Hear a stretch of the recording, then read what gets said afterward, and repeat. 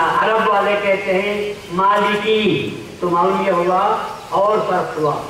फिर मुरीद होने के लिए किसी के पास गए, फिर पूछा तुम कौन है? वो कहता है कि मैं मुसलमान हूँ। तो हम कहते हैं कि नहीं, तुम हमारे पास जो मुरीद होने के लिए आए हो, क्या बनने के लिए आए हो? हम चिश्ती हैं। तो कहा मैं चिश्ती से होने के लिए आया हूँ। वो कादरी है तो कादरी के पास जाना पड़ेगा, वो नक्शबंदी है, वो सोहरवर्दी है। फिर तफरीक हुई। मैं आपसे पूछता हूँ, अरे ऐसा मुसलमान बताओ जिसके आगे पीछे कुछ भी दुम्बाला लगा हुआ ना हो।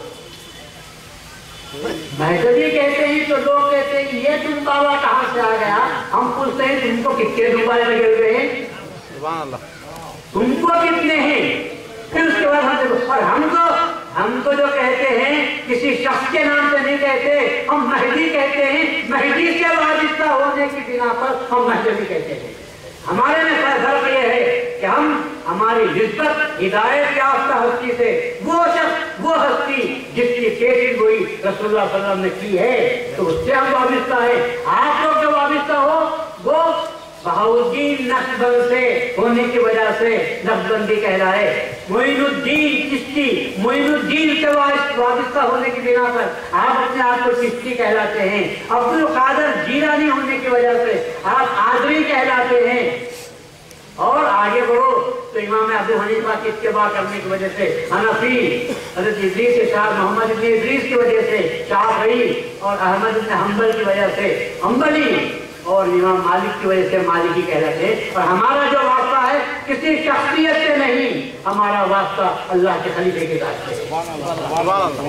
हमको क्यों धैर्य से हम नहीं कह सकते कि हम महजबी हैं? लोग अगर कहें कि तुम खानों में बांट रहे हो, तो मैं कहता हूँ हम नहीं बांट रहे हैं। उन तमाम खानों में से एक ऐसा खाना निकला है जो मरकजी है और जिसका दावा है मज़हब मा किताबुल्लाह। हनफी से पूछो तू किसकी इत्तिबा करता है, तो कहेगा इमाम अबू हनीफा की। शाफी से पूछो तो कहेगा इमाम शाफई की।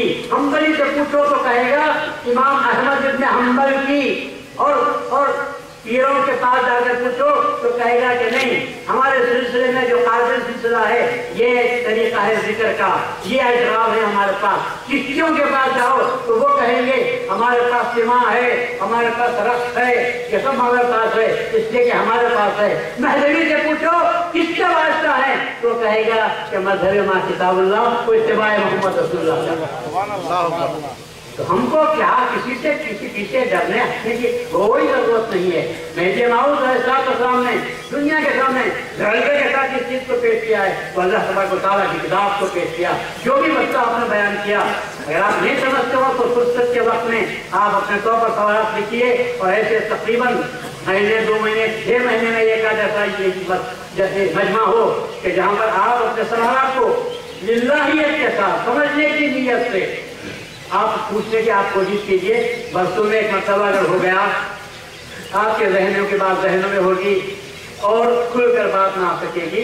अगर ये खुलकर आप कहना पूछना चाहते हैं, मगर पूछने का मकसद कबूल करना होना चाहिए, पूछने का मकसद झगड़ा पैदा करना नहीं होना चाहिए। पूछने का मकसद मुश्किल जानते हैं या नहीं जानते ये मालूम करने के लिए पूछना गलत है। पूछने का मकसद ये कि हमको जो तकलीफ है, जो जख्म लगा हुआ है, उसको दूर करने के लिए क्या रास्ता इख्तियार करना चाहिए, मरहम हासिल करने के लिए पूछ लेना चाहिए, वरना और दूसरे ख्याल से नहीं। तो हज़रत मेहदी मऊद अलैहिस्सलाम ने इस आयत के जरिए से उसूल की नसीहत फजीलत बयान के लोगों के सामने बयान किया।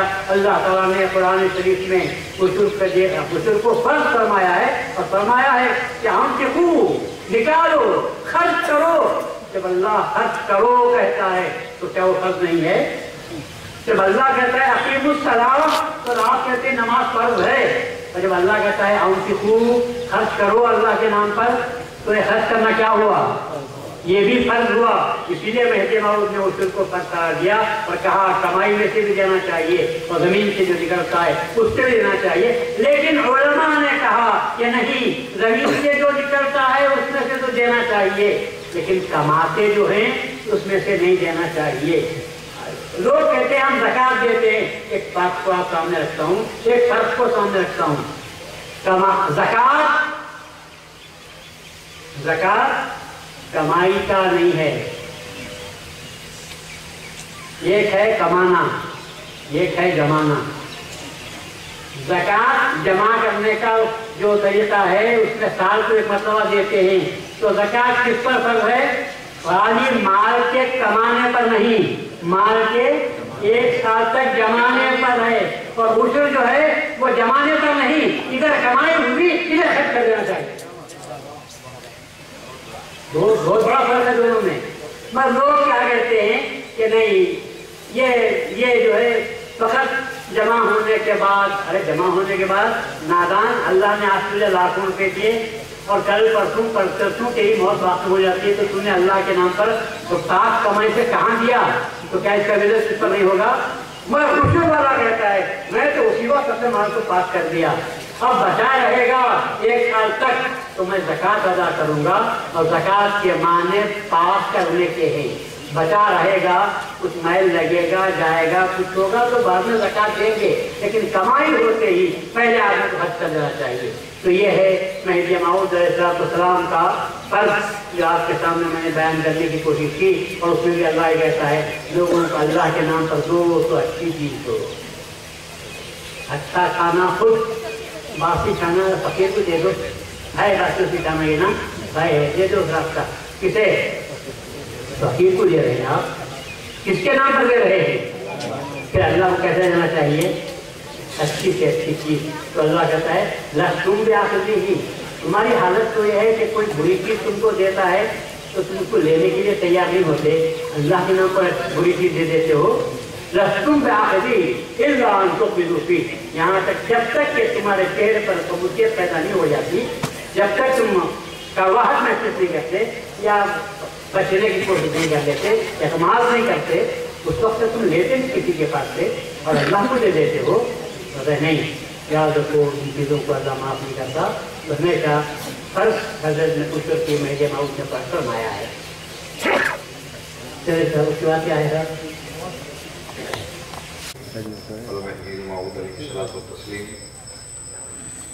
अल्लाह तबारक व तआला फिल कुरानिल मजीद वल फुरक़ानिल हमीद। औज़ु बिल्लाहि मिनश शैतानिर रजीम। बिस्मिल्लाहिर रहमानिर रहीम। क़ुल इन कुंतुम तुहिब्बूनल्लाह फत्तबिऊनी युहब्बुकुमुल्लाह। सदक़ल्लाहुल अज़ीम व सदक़ रसूलुहुन नबियुल करीम व सदक़ल मेहदी मऊद अलैहिस्सलातु व तस्लीम। मोहतरम सदर जलसा हज़रत अल्लामा के मुफ़स्सिर कुरान शीरी बयान हज़रत मीरानी साहब अब्दुल मंसूर आली, मुशाइखीन किराम, उलमाए किराम, हाज़िरीन मजलिस,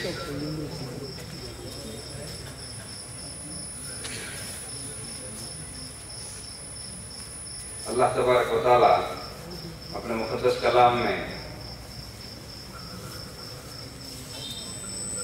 अपने बंदों को मुखातब करते हुए इरशाद फरमाता है और रसूलुल्लाह को हुक्म देता है, कुल इन कुंतुम तुहिब्बूनल्लाह फत्तबिऊनी युहब्बुकुमुल्लाह। ऐ मेरे रसूल, आप मेरे बंदों से ये कह दीजिए कि अगर वो मुझसे मोहब्बत करना चाहते हैं, यानी अल्लाह से मोहब्बत करना चाहते हैं, तो अल्लाह तबारक व तआला इरशाद फरमाता है, ऐ मेरे रसूल, मेरे उन बंदों को जो मुझसे मोहब्बत करते हैं, जब तक आपकी इत्तबा नहीं करेंगे मैं उनसे मोहब्बत नहीं करूंगा। तो मुहतरम हाज़िरीन, मैं आपके सामने आज इस मजलिस को तो दरसगाह का नाम दिया गया है, उसी तौर पर मैं आप हज़रात के सामने चंद सबक के तौर पर बातें अर्ज करूंगा और यकीन भी करता हूँ अल्लाह तबारक व तआला की ज़ात से कि अल्लाह तबारक व तआला इस सबक के जरिए से आपके उन शुकूक को जो गैर की बात सुनकर आपके दिल में पैदा हो रहे हैं, क्योंकि एक ईमान वाले के दिल में ऐसा खतरा पैदा नहीं होता। खतरा पैदा करने के लिए अल्लाह ने शैतान को पैदा किया है, तो बचना किससे है? ईमान से नहीं है, शैतान से बचना है, क्योंकि शैतान ही इंसान के अंदर खतरे पैदा कर देता है, वो ईमान वालों को भी हलाक कर देता है।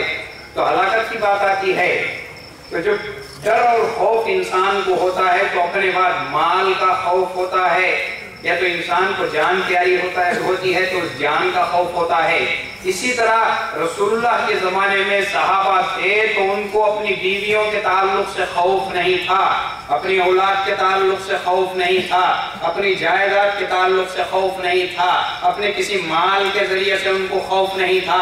وہ اللہ کے رسول صلی اللہ علیہ وسلم کے قدموں میں بیٹھے ہوئے عرض کرتے ہیں، آقا ہمیں خوف ہے، ہمیں ڈر ہے، آپ کے چلے جانے کے بعد ہمارے ایمان کا کیا ہوگا؟ وہ صاحب ایمان تھے تو خوف ایمان کا تھا، نہ تو بیوی کا تھا، نہ تو بچوں کا تھا، نہ تو مال کا تھا۔ صاحب ایمان تھے تو رسول اللہ کے جانے کے بعد ایمان کا خوف ہونے لگا تو رسول اللہ صلی اللہ علیہ وسلم سے عرض کرتے ہیں تو رسول اللہ ارشاد فرماتے ہیں، تم کیوں ڈرتے ہو؟ اللہ تبارک و تعالیٰ تم کو ہلاک کرنے والا نہیں ہے، کیونکہ اللہ تبارک و تعالیٰ تم کو تمہارے ایمان کی ہلاکتی سے بچانے کے لیے خلیفۃ اللہ مہدی موعود کو مبعوث کرے گا۔ اب لوگوں کے تعلق سے رسول اللہ نے ارشاد فرمایا، مہدی ایسا نہیں ہے جیسا کہ میں ہوں، یعنی میں لوگوں کے دروازوں پر 70 مرتبہ جاتا، لوگ میرے منہ پر دروازے بند کر دیا کرتے تھے، پھر بھی میں تھکتا نہیں تھا، بلکہ ان کو اللہ تبارک و تعالیٰ کی طرف بلایا کرتا تھا۔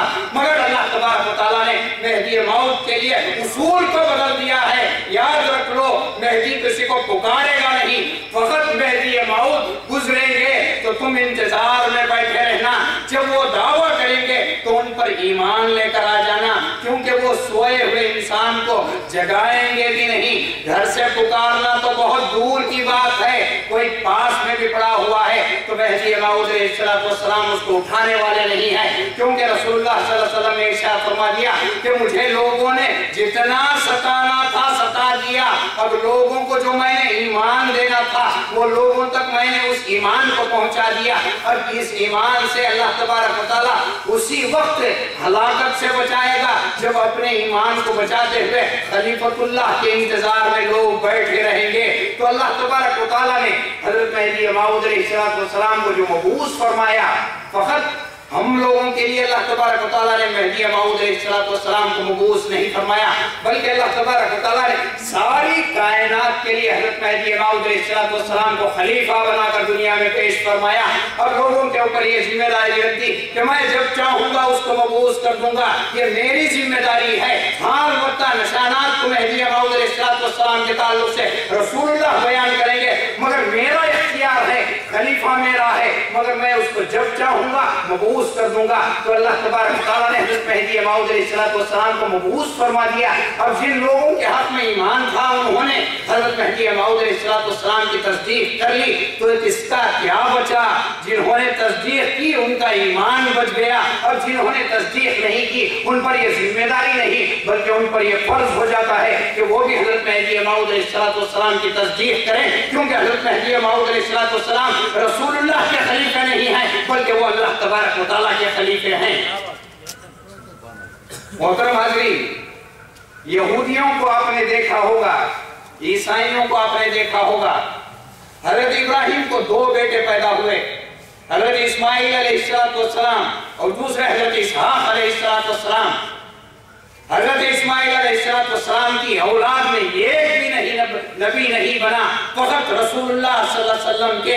اور حضرت عیسیٰ علیہ السلام کس کی اولاد سے ہیں؟ حضرت اسحاق علیہ السلام کی اولاد سے ہیں، یہاں تک کہ حضرت اسحاق کی اولاد سے انبیاء پیدا ہوتے ہوتے ہوتے ہوتے کہاں تک آ گئے؟ حضرت عیسیٰ علیہ السلام تک آ گئے۔ عمران علیہ السلام کی بیٹی حضرت مریم علیہ السلام کے پیٹ میں اللہ تبارک و تعالیٰ نے بغیر باپ کے حضرت عیسیٰ کو پیدا کر کے وہاں کی نبوت کو ختم کر دی، اور حضرت اسماعیل سے جو اولاد پیدا ہو رہی تھی اس میں کسی ایک کو بھی نبی نہیں بنایا، بلکہ فقط بنایا تو کس کو بنایا؟ رسول اللہ صلی اللہ علیہ وسلم کو بنایا، اور بنانے کے بعد کیا کیا؟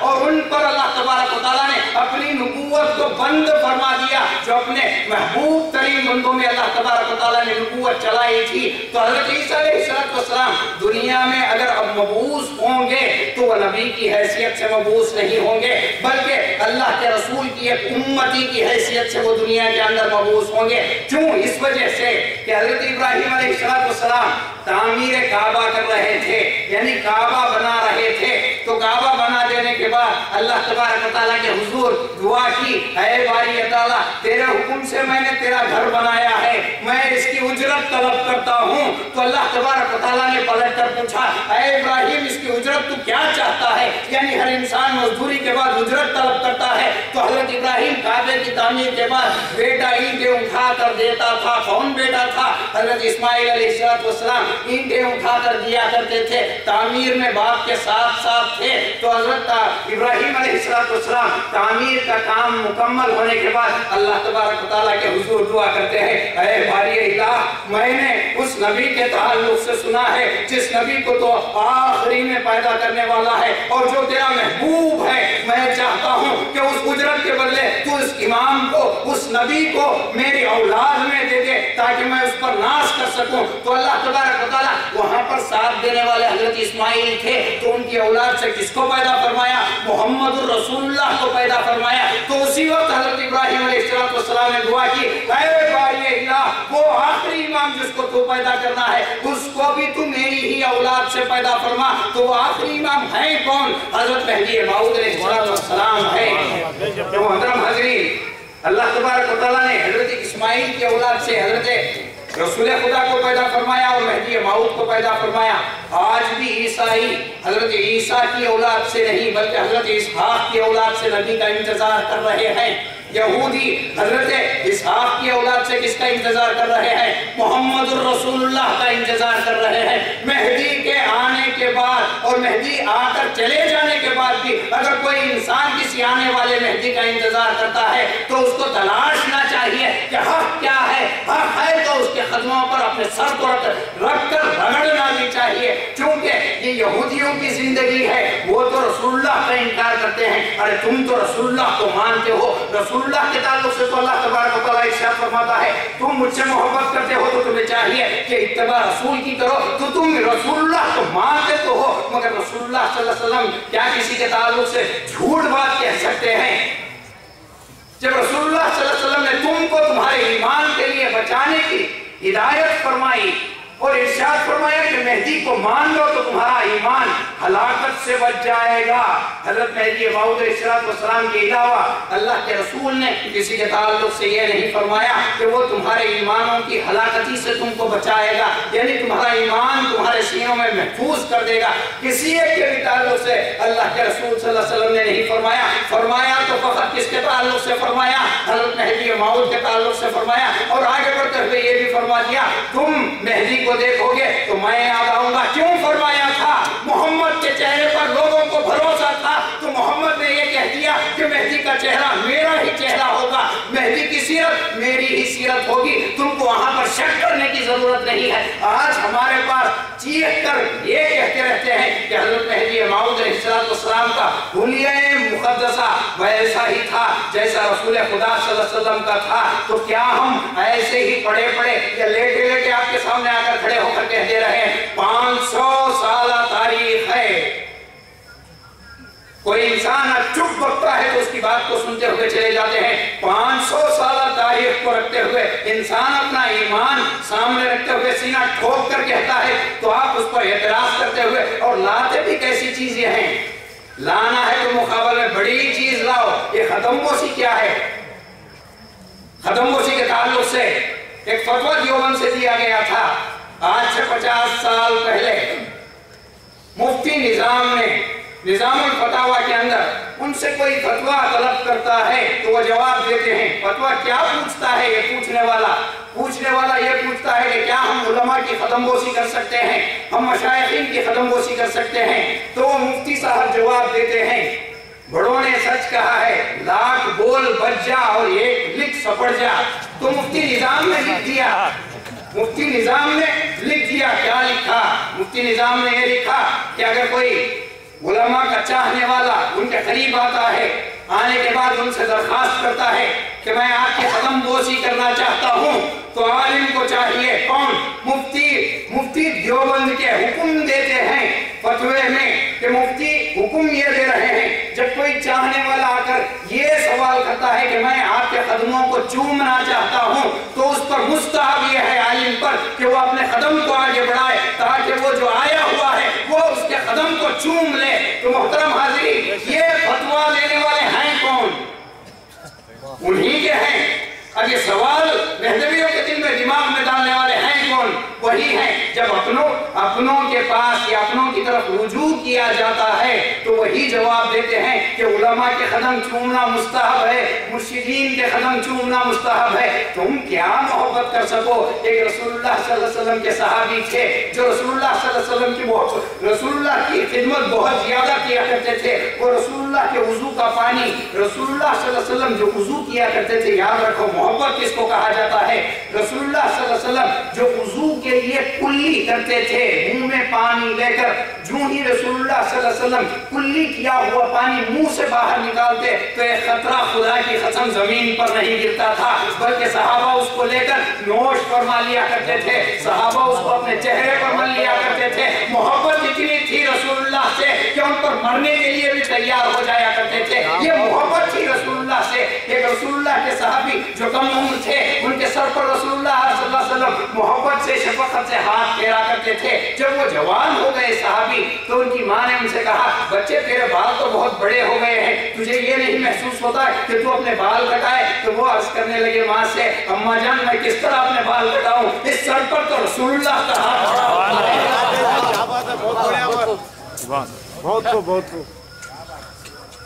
حضرت امام شافعی نام تو بہت لیا کرتے ہیں حضرت امام شافعی کا، اور ان کی تقلید بھی بہت کی جاتی ہے، تقلید ہر بات میں امام شافعی کی کرنی پڑتی ہے۔ حضرت امام شافعی وقت کے امام، وہ ماں جب رات میں سو رہی ہوتی تو ماں کے قدموں میں جا کر بیٹھتے، کون؟ وقت کے امام حضرت امام شافعی رحمت اللہ علیہ قدموں میں بیٹھتے، رات میں ماں سو رہی ہوتی ماں کے تلوے چاٹتے، ماں بیدار ہوتی، بچے تو زمانے کا امام ہے، تو بچہ کہنے لگتا، ماں پھر بھی میں تو تیرا بیٹا ہوں، انہی قدموں کے نیچے اللہ تبارک و تعالیٰ نے جنت رکھی ہے تو میں اسی کو طلب کر رہا ہوں۔ ہے آپ کا مقام امام شافعی سے بڑھ کر؟ سوال کس پر ہو رہا ہے؟ اپنی اس ماں پر جس ماں کے قدموں کے نیچے اللہ تبارک و تعالیٰ جنت پھینکی ہے، رکھی نہیں ہے بلکہ اللہ تبارک و تعالیٰ نے پھینک دی ہے۔ اور باپ کو تو اللہ تبارک و تعالیٰ نے جنت کا اہم دروازہ بنا دیا ہے، جب تک دروازہ نہیں کھلے گا جنت کے اندر داخل بھی نہیں ہو سکتے، نہ تو ماں کو چھوڑ کر جی سکتے ہو نہ تو باپ کو چھوڑ کر جی سکتے ہو۔ مرشدین کا مقام تو اور بھی بلند ہے۔ ایک مقولہ یاد رکھیے آپ،